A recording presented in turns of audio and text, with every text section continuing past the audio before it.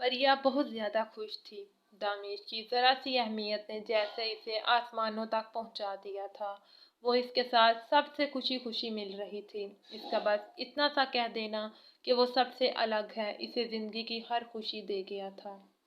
इसे मुस्कुरा कर देखना, अपने करीब रखना, वो खुद को हवाओं में उड़ता हुआ महसूस कर रही थी। दामिश के चेहरे पर किसी किस्म की बेजारियत नहीं थी। इसकी कमर में हाथ डाले, दूसरा हाथ अपने हाथ में थामते हुए वो हर किसी से इसे मुतारफ करवा रहा था। जब अचानक एक लड़की इनके करीब आई और बेसाख्ता ही वो दामिश के गले लगते हुए इसके गाल पर अपने लब रख गई। परिया को अपने सामने जमीन और आसमान घूमता हुआ नजर आया था। कोई लड़की यूं इसके सामने इसके शोहर को बेबाक अंदाज में छुए और वो इसे खामोशी से देखती रहे। ऐसा कैसे मुमकिन था? इसका दिल चाहा वो इस लड़की का मुंह तोड़ दे। ऐसा करने से पहले ही इसकी नज़र दामिश की तरफ उठ गई थी, जो चेहरे पर नागवारी सजाए इस लड़की को देख रहा था। दामिश को भी इस लड़की की ये हरकत बिल्कुल पसंद नहीं आई थी। इससे पहले कि वो इस लड़की को खुद से दूर करता या फिर अपनी नागवारी का इजहार करता है, एक आदमी चेहरे पर मुस्कुराहट सजाए इसके करीब चला आया, जिसे देखकर दामिश के चेहरे पर मुस्कुराहट आ गई थी। वो इस लड़की को नज़रअंदाज करता इस आदमी से मिलने लगा। अरे, मैं आपके लिए तो इस महफिल का हिस्सा बना हूँ। आप जानते हैं मुझे इस तरह के पार्टीज बिल्कुल पसंद नहीं हैं। अगर आपका मैसेज नहीं आता तो मैं ऐसी पार्टी बिल्कुल अटेंड नहीं करने वाला था। परिया की कमर से हाथ निकालता सामने खड़े आदमी से हाथ मिलाने लगा, जो खुद भी बहुत जोश से दामिश से मिल रहा था। कैसी बातें कर रहे हो तुम? तुमसे नहीं मिलता तो शायद मुझे भी सुकून नहीं आता। जिंदगी का तो सुकून ही लूट जाता, क्योंकि मेरी बेटी ने मुझे जान से मार डालना था। इस दफ़ा तुमसे मिलना तो मेरे लिए बेहद ज़रूरी हो गया था। वो अपनी बेटी की जानिब देखते हुए बोले तो दामिश को मजबूर होकर चेहरे पर मुस्कुराहट सजानी पड़ी, क्योंकि जिस लड़की को सख्त सख्त सुनाने का इरादा रखता था वो इन्हीं की बेटी थी। दीवानी है तुम्हारी, बल्कि पोस्टर लगे हुए हैं इसके कमरे में। मैं तो कहता हूँ कि कोई किसी एक्टर का इतना बड़ा दीवाना नहीं होता है जितनी ये एक बिजनेस टाइकून की है। लेकिन इसमें तुम्हारी भी कोई गलती नहीं, बरखुरदार तुम्हारी शक्ल की गलती है। अल्लाह ताला ने तुम्हें इतना खूबसूरत बनाया है कि मैं खुद भी तुम्हारा दीवाना हो गया हूँ। मेरी बेटी तो इंस्टाग्राम, फेसबुक हर जगह पर तुम्हें फॉलो करती है और मेरे घर में सबसे ज़्यादा ये तुम्हारे बारे में ही बात करती है। ये आज तक किसी से इतनी अटैच नहीं हुई जितनी तुम्हें लेकर है। बेटी के लिए ही तो मैंने तुम्हारे लिए डील फाइनल करने का इरादा किया था, लेकिन ये जानकर बहुत खुशी हुई कि तुम सिर्फ शक्ल के नहीं बल्कि तेज़ दिमाग के भी मालिक हो। हमारी ये डील बिजनेस की दुनिया में एक हफ्ते में ही अच्छा खासा नाम बना चुकी है और प्रमोशन इतनी धड़ाधड़ हो रही है कि तुम्हें क्या बताऊं। ये कहते हुए बिल्कुल बुरा महसूस नहीं होगा कि सिर्फ प्रमोशन से ही हम अपनी लगाई हुई रकम वापस हासिल कर चुके हैं। ये सब कुछ सिर्फ और सिर्फ तुम्हारी काबिलियत की वजह से हुआ है। तुम एक बहुत उम्दा बिजनेसमैन हो। तुम्हारे साथ ये डील करके मैं बहुत बहुत ज़्यादा खुश हूँ। मेरी बेटी ने मुझे एक बहुत ही अच्छे आदमी से मिलवाया है और इस बात के लिए सारा क्रेडिट बेटी एनी के अलावा किसी को नहीं देना चाहिए। आखिर इसी की वजह से तो ये डील हुई है, वरना मैं अपने बिजनेस को लेकर इतना ज़्यादा फिक्रमंद रहता हूँ कि किसी अनएक्सपीरियंस बिजनेसमैन को अपने बिजनेस में शामिल करने के बारे में सोच भी नहीं सकता। लेकिन मेरी बेटी की वजह से मुझे ऐसा कदम उठाना पड़ा और मुझे बहुत खुशी है कि इससे मुझे कोई नुकसान नहीं हुआ। वो बहुत खुशी से अपनी बेटी को अपने गले से लगाते हुए इसे बता रहे थे। शुक्रिया सर, मुझ पर एतबार करने के लिए और मेरे साथ डील करने के लिए। आपके साथ काम करके मुझे भी बहुत मज़ा आ रहा है और मेरे काम करने का यही तरीका है। मैं अपना काम शुरू करने से पहले इसकी प्रमोशन करता हूँ ताकि पता चल जाए कि मार्केट में काम की क्या वैल्यू है। इसने मुस्कुराते हुए इनकी तारीफ को वसूल किया था, क्योंकि वो जानता था कि वो तारीफ के काबिल है। बिल्कुल, तुम्हारा तरीका बहुत ही अच्छा है। एनी, तुम इसे अपने दोस्तों से मिलवाओ। तब तक मैं जहांगीर से मिलकर आता हूँ। वो दामिश के वालिद साहिब हैं। एक नज़र अपनी बेटी को देखकर इसे कहते परिया की ज़ात को मुकम्मल नज़रअंदाज कर चुके थे, जैसे दामिश के साथ कोई वजूद ही ना हो। अंसारी सर, लेकिन किसी के दोस्तों से मिलना मेरे बिजनेस का हिस्सा नहीं, और मैं अपनी बीवी के साथ हूँ, तो प्लीज़ बुरा मत मानिएगा, लेकिन इस वक्त मुझे मेरी बीवी को एक डेट पर लेकर जाना है, जो कि मैं इसे यहाँ लाने से पहले वादा कर चुका था। इसने फौरन ही परिया की कमर में हाथ डालते हुए इसे अपने करीब करते हुए इनके सामने अपना और परिया का रिश्ता वाजिया कर दिया था। परिया का सारा ध्यान तो एनी पर था, जो ये बात जान कर कि दामिश शादीशुदा है, अपने चेहरे के तासुरात बदल चुकी थी। इस बात में कोई शक नहीं था कि दामिश की शादी के बारे में पहले से ही जानती थी, लेकिन इसकी ज़ात को इग्नोर करके वो परिया को अहमियत दे रहा था। शायद इसी वजह से इसके चेहरे पर गुस्सा नुमाया होने लगा था। आप अपनी वाइफ के साथ वक्त गुजारते रहते हैं, आज मौका मिला है तो थोड़ा सा वक्त अपनी फैन के साथ भी गुजार लें, वो इसके हाथ पकड़ते हुए बोली। दामिश ने नागवारी से अपना हाथ छुड़वाया था, लेकिन वो अजीब किस्म की लड़की थी, बुरा बनाए बगैर मुस्कुरा दी। रियली सॉरी, मैं फ़िलहाल ऐसा नहीं कर सकता, क्योंकि मैं अपने वादे का पाबंद हूँ और मुझे फ़िलहाल मेरी बीवी को डेट पर लेकर जाना है। मैं जहांगीर साहिब से मिलकर इनको खुदा हाफिज कर लूँ, फिर मुझे बीवी को लेकर जाना है, और मैं अपनी बीवी की नाराज़गी बिल्कुल अफोर्ड नहीं कर सकता। इसने मुस्कुराते हुए परिया का हाथ थामा और इन्हें खुदा हाफिज कहता वहाँ से बाहर निकला था। इस तरह के लोगों से नफ़रत है मुझे, अजीब किस्म के वाहियात हरकतें करते हैं। अगर इसके साथ मेरी अच्छी डील ना होती तो यकीनन इनकी चिपकू बेटी की हरकतों पर आज मैं ये डील ही कैंसिल कर देता। वो इससे कहता हुआ आगे बढ़ रहा था, जब अचानक ही सामने से आते एक और बिजनेसमैन ने इसे रोक लिया। परिया को भी मजबूर होकर वहीं पर रुकना पड़ा, लेकिन इस बात को लेकर वो बहुत खुश थी कि जितनी वो लड़की इसे नागवार गुजरी थी, इतनी दामिश को भी बुरी महसूस हुई थी।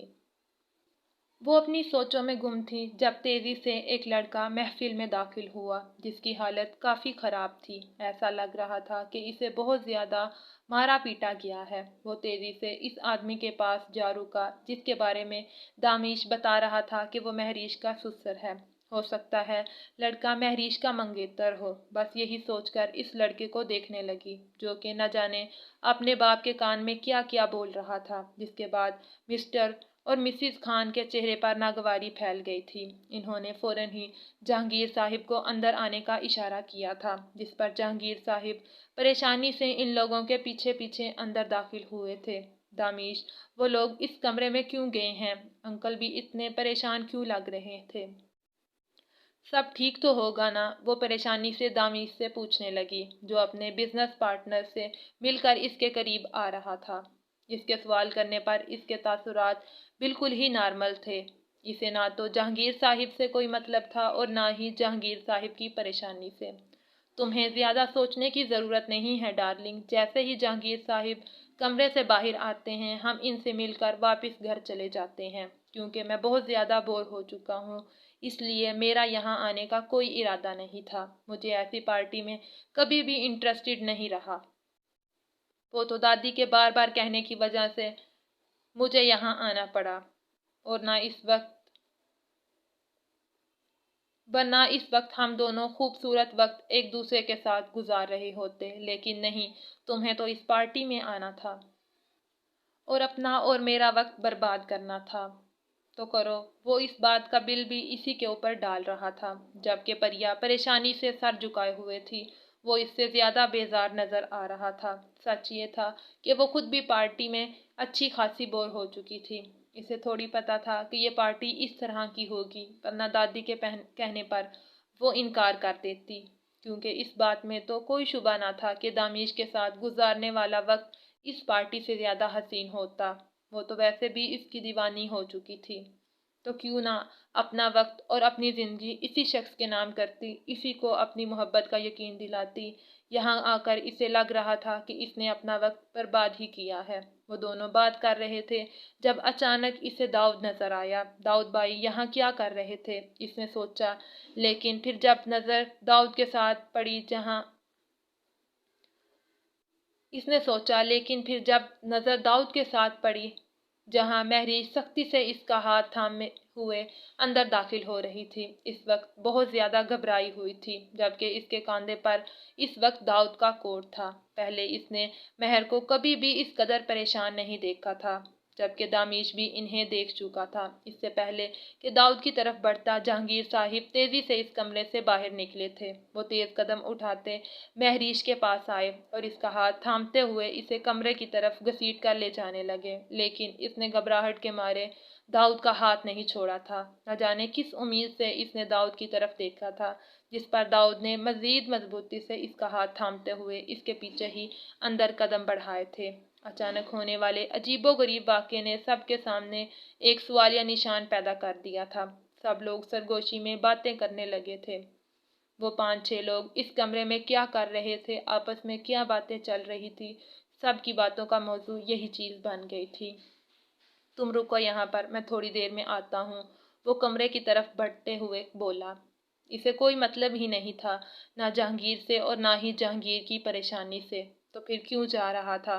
परिया पूछे बिना ना रह सकी। लेकिन आपने तो कहा था कि हम अब घर चलेंगे, हमें किसी से कोई मतलब नहीं है। हाँ, ये सच है, मुझे किसी से कोई मतलब नहीं है, लेकिन मैं फिर भी अंदर जाऊंगा ताकि मुझे पता चल सके कि वहाँ क्या हो रहा है। वहाँ जहांगीर है, जहांगीर की बेटी है, बीवी है, कोई भी है, मुझे इससे कोई मतलब नहीं, लेकिन वहाँ अंदर मेरा दोस्त है और मैं जानना चाहता हूँ कि मेरे दोस्त को आखिर वहाँ क्या मसला है। वो एक नज़र इसे देखता तेजी से कमरे की जानिब चला गया था। वो बहुत हिम्मत करके इस पार्टी में आई थी, इसका यहाँ वापस आने का कोई इरादा नहीं था। इसकी हालत बहुत ज़्यादा ख़राब थी, वो यहाँ नहीं आना चाहती थी। इसने तो कहा था कि वो इसे इसकी सहेली के घर छोड़ दे। वो इस वक्त घर हरगिज़ नहीं जाना चाहती थी, लेकिन दाऊद ने कहा कि इस वक्त इसे घर ही जाना चाहिए, यही इसके लिए बेहतर होगा, क्योंकि वो जान चुका था कि रेहान कुछ न कुछ उल्टा सीधा ज़रूर करने वाला है। जब इसकी तस्वीरें होटल के रूम में ली थी, तब वो समझ गया था कि यहाँ ज़रूर कुछ न कुछ ऐसा होने वाला है जो नहीं होना चाहिए। इसीलिए तो वो महरीज को अकेला छोड़ने के बजाय इसके साथ यहाँ तक आ गया था, और जिसका डर था वही हुआ। रेहान की गाड़ी पहले ही यहाँ मौजूद थी, जो कि महरीज पहचान चुकी थी।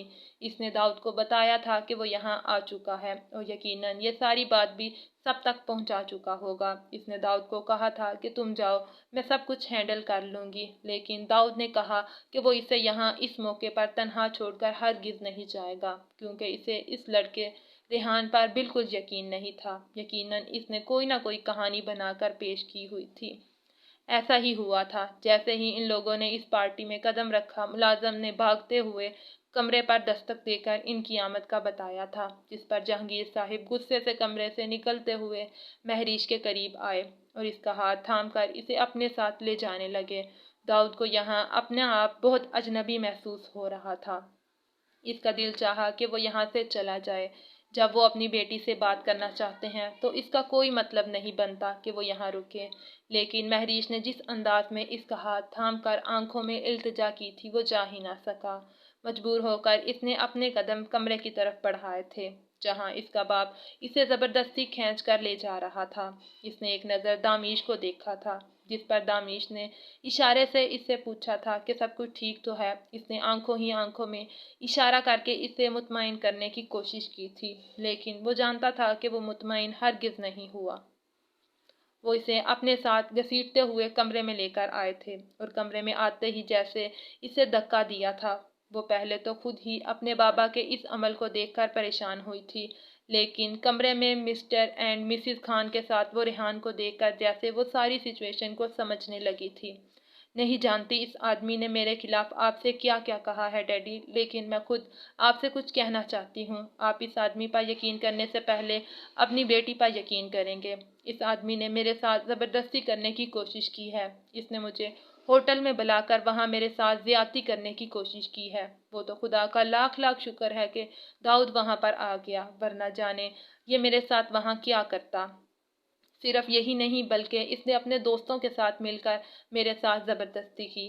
वो ना जाने क्या क्या बोलने वाली थी, जब अचानक जहांगीर साहिब का हाथ उठा और चटाह की आवाज़ के बाद पूरे कमरे में सन्नाटा छा गया। जानता हूँ कि तुम ज़िद्दी हो, मेरी मोहब्बत ने तुम्हें बिगाड़ दिया है, میں نے تمہیں حد درجہ سر پر چڑھا دیا ہے، لیکن مجھے کبھی بھی نہیں لگا تھا کہ تم میرے ساتھ ایسا کرو گی، تم اسے نیچا دکھانے کے لیے ایسی گھٹیا کہانی بناؤ گی۔ یہ تو شکر ہے کہ ریحان نے مجھے سب کچھ بتا دیا، ورنہ تم نے کیا سوچا ہے کہ یہاں ہم سب بے وقوف ہیں؟ تم ریحان سے شادی نہیں کرنا چاہتی تھی، اس میں انٹرسٹڈ نہیں تھی، لیکن اس کا یہ مطلب ہرگز نہیں کہ تم اس طرح کا گھٹیا قدم اٹھاؤ۔ مجھے یقین نہیں آ رہا کہ تم میری بیٹی ہو، تمہیں اپنی بیٹی کہتے ہوئے مجھے شرم آ رہی ہے۔ جہانگیر صاحب ڈاڑھے تھے، اس نے بے یقینی سے ان کی طرف دیکھا تھا، جو اپنی بیٹی کے بجائے کسی دوسرے پر یقین کر رہے تھے۔ ڈیڈ، میں آپ کی بیٹی ہوں، میں آپ سے جھوٹ کیوں بولوں گی؟ آپ کو لگتا ہے کہ میں اس طرح کا کوئی گھٹیا جھوٹ بول کر کہانی سناؤں گی؟ کیا ہو گیا ہے ڈیڈ آپ کو؟ اپنی بیٹی پر یقین کریں۔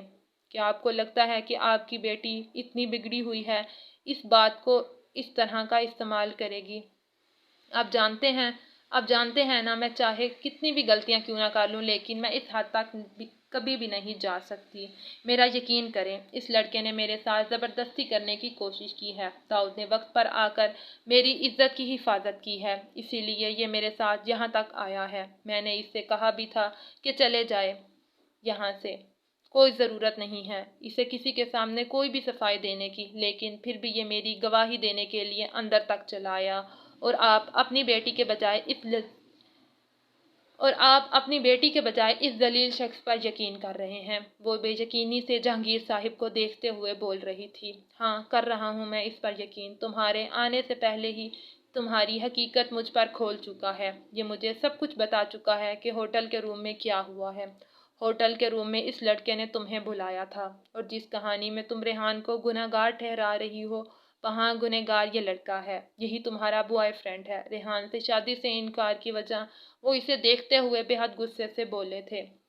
یہی ہے نا سب چیزوں کی اصل وجہ؟ انہوں نے ایک تصویر اس کے سامنے کرتے ہوئے کہا، تو تصویر دیکھ کر اس نے خود ہی شرم سے سر جھکا لیا۔ یہ تصویر جھوٹی ہرگز نہیں تھی، بلکہ تھوڑی دیر پہلے ہوٹل میں لی گئی تھی، جہاں پر اس نے مہریش کو اپنے بے حد قریب کیا ہوا تھا۔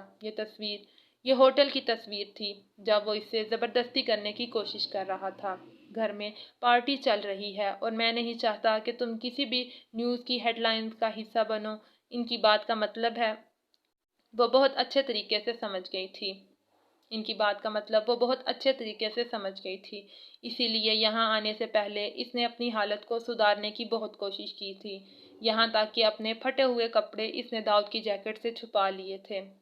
اسے یقین تھا کہ کوئی اور اس پر یقین کرے یا نہ کرے، لیکن اس کے ڈیڈ اس پر یقین ضرور کریں گے۔ لیکن اس کے ڈیڈ نے اس کا یقین توڑ دیا تھا۔ وہ اس کے سامنے وہی تصویر لے کر کھڑے تھے جو ریحان نے انہیں دی تھی۔ اس کے پاس صفائی دینے کے لیے جیسے کچھ بچا ہی نہیں۔ وہ داؤد کے اتنے قریب کھڑی تھی کہ وہ چاہے کچھ بھی کیوں نہ کہے، کوئی اس پر یقین نہیں کرتا، اور جس انداز میں تصویر کو لیا گیا تھا وہ ہر طرح سے ان کو غلط بیان کر رہی تھی۔ تم میرا مان تھی مہریش، مجھے یقین تھا کہ تم ایسی غلطی کبھی نہیں کرو گی۔ تم نے تو میرا سر جھکا دیا۔ وہ تو خدا کا لاکھ لاکھ شکر ہے کہ ریحان ابھی بھی تم سے شادی کرنے کے لیے تیار ہے، ورنہ کیا عزت رہ جاتی میری اس پورے شہر میں۔ شرم آتی ہے مجھے تمہیں اپنی بیٹی کہتے ہوئے۔ خان صاحب، میں یہ حویلی ریحان کے نام کرنے کو تیار ہوں، لیکن نکاح آج ہی ہوگا۔ پلیز ریحان سے کہیں کہ وہ آج ہی میری بیٹی سے نکاح کر لے، ورنہ میں کسی کو منہ دکھانے کے لائق نہیں رہوں گا۔ وہ مسٹر خان کے سامنے ہاتھ جوڑتے ہوئے بول رہے تھے، جبکہ مہریش بس انہیں دیکھ رہی تھی۔ وہ حویلی بیچنے کے بارے میں سوچ بھی نہیں سکتے تھے، کیونکہ یہ ان کے بابا کی آخری نشانی تھی۔ اپنا سب کچھ وہ ختم کر چکے تھے، لیکن اپنے بابا کی آخری نشانی کو وہ ہاتھ سے جانے نہیں دینا چاہتے تھے۔ لیکن آج مہریش کی ایک چھوٹی سی غلطی کی وجہ سے وہ حویلی بھی ان کے ہاتھوں سے جا رہی تھی۔ اسے ریحان کی باتوں میں آ کر اس سے ملنے کے لیے جانا ہی نہیں چاہیے تھا۔